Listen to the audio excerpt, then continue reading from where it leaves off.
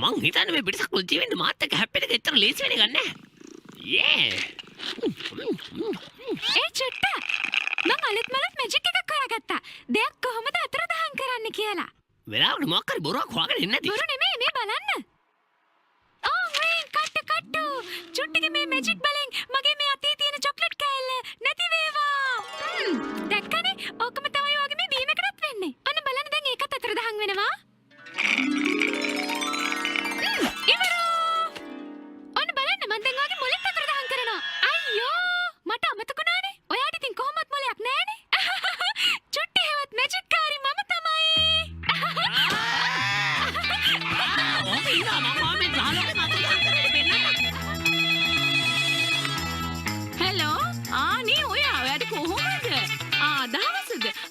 කැමති වෙයි එහාට යන්න මං හිතන්නේ.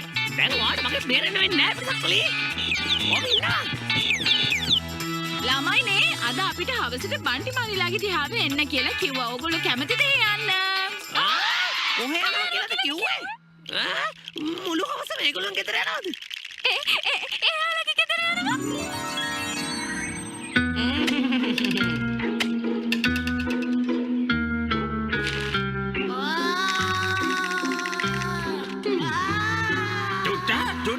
මෙහෙට එන්නයි කිව්වේ මේ දැම්මම.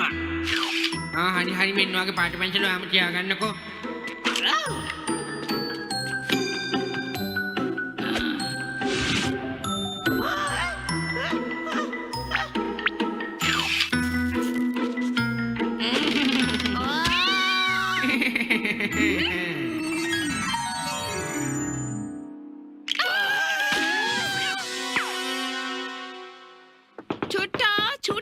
බන්ටි ගොඩක් ආසාවෙන් ඉන්නේ ඔයාලව බලන්න. ඔයාලට ගොඩක් සන්තෝෂ වෙන්න පුළුවන් ළමයිනේ.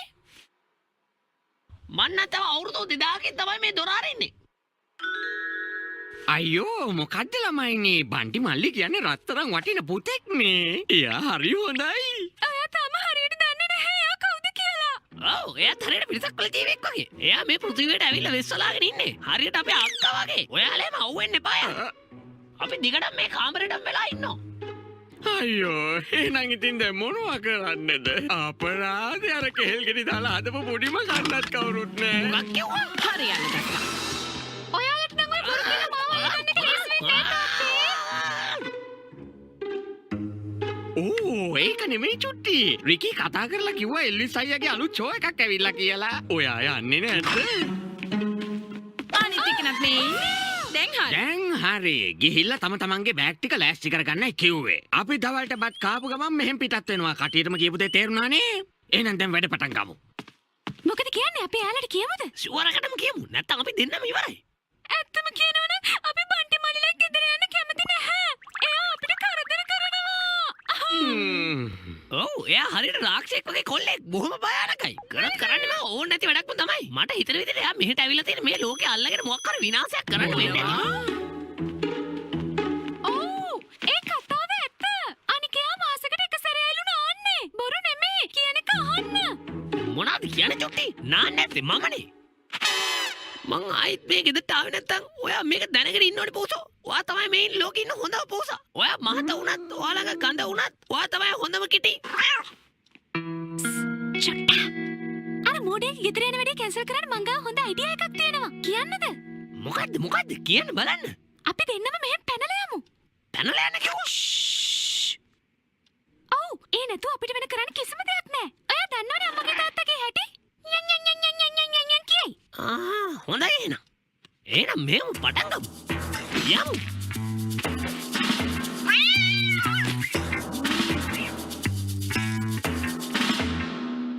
අම්මයි තාත්තයි කුස්සිය වගේ අවුලක් වෙන එකක් නෑ. ඇයි මොකක්ද අවුල? අපි දැන් මෙහෙම පැනලා යන්නේ නැද්ද? අයියෝ ඔයාට නම් මුලක් කියලා නාමයක් නෑ චුට්ටා. හරි එහෙනම් එන්න අපි ඉක්මනට පල්ලෙහාට යමු.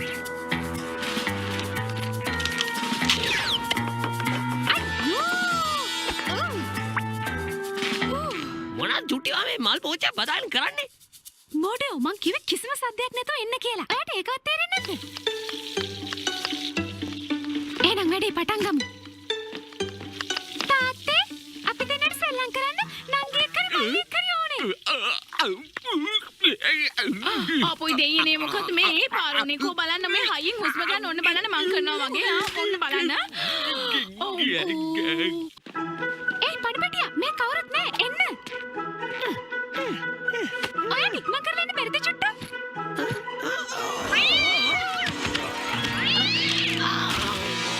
ඔයාලා අවුලක් එහෙම නෑ නේද චුට්ටි? කොන්දේම කැඩුන්නේ නෑ නේද? දැනට නම් ප්‍රශ්නයක් නෑ. හැබැයි අර බන්ටිලා ගෙදර ගියත් ඔක්කොම ඉවරයි. වතුර දාලා විතර තුවක්කුවත් හරි මගේ ටෝප් තුවක්කුවත් හරි. ඒයි මට මොකක් හරි අමතක වුණා වගේ. අපිට බල බල ඉන්න වෙලාවක් නෑ චුට්ටා. මගේ ගිටිය නැතුව මං කොහෙවත් යන්නේ නැහැ.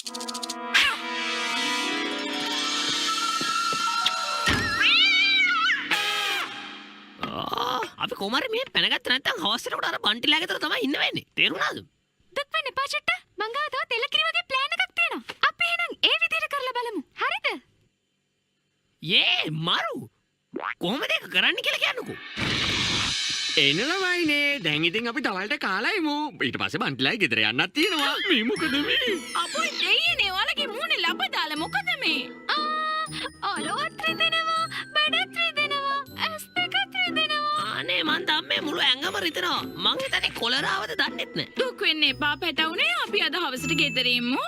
හැබැයි ඉතින් ඕගලන්ට කන්න හොඳ තැඹුම් හොදී රතු බතුයි විතරයි ඒක තේරුණා නේද? මේක අපේ කිරියම්මලයි කාලේ ඉඳලා කරන බෙහෙතක්. දවසට 3 පාරක් මේවා කන්න ඕනේ. අම්මෝ ඇති යන්තම්. දැන් නමට බාගට හොඳයි වගේ. ඔයාට කොහොමද චුට්ටා? ආලත් නෑනේ. එල්ල කිරවද?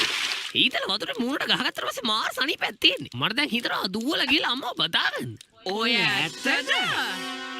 ඔයාගේ මහලොකු මෝඩ පෑන්නින්ද අන්තිමට අපිට ගෙදර දිලා දීසි ටිකක් හොදන්න උනා. ඒ මල්ලි මට ආව හොඳ අදහසක්. අපි දෙන්නම නරක වැඩ කළොත් එහෙම අම්මයි තාත්තයි අපි දෙන්නව සතියක්ම කාමරවල ඇතුළට දාලා තියෙයි. යේ! අලියට ළමයින්ට දඟලන්න තමයි හිත. දාන්නකොත් පොඩි පහ. යේ!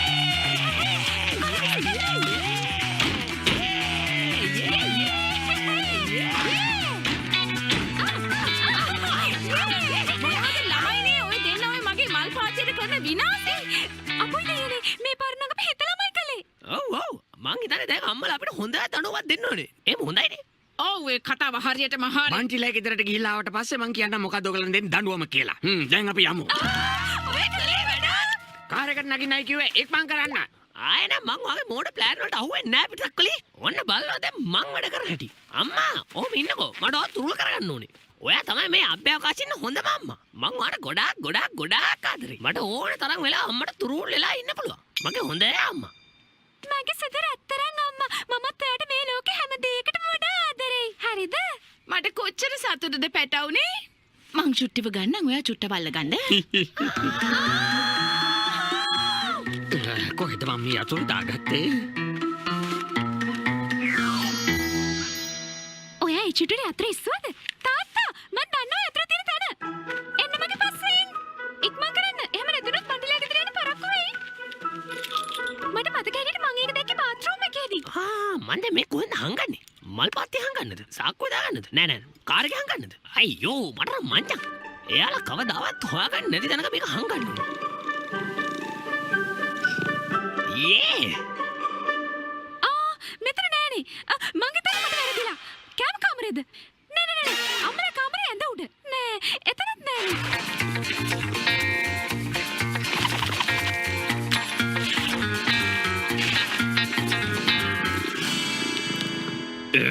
මේ අතුරු ටික මං කොහෙ දැම්මද කියලා මට මතක නෑ. අයියෝ ඉවරයි. එතකොට අපිට බන්ටි මල්ලිලා ගෙදර යන්න වෙන්නේ නැද්ද? අනේ අපි කොච්චර ආසාවෙන් හිටියේ ඒගොල්ලන්ගේ ගෙදර යන්න. මේක නම් හරිම අවාසනාවන්ත තත්වයක්. මට නම් හිතෙන්නේ බන්ටිලා ගෙදර යන එක නවත්තන්න වෙයි වගේ අද.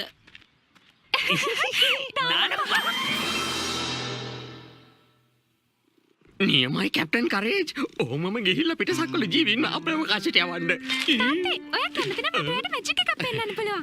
මට පුළුවන් නැති වෙච්ච දේවල් මවල පෙන්වන්න.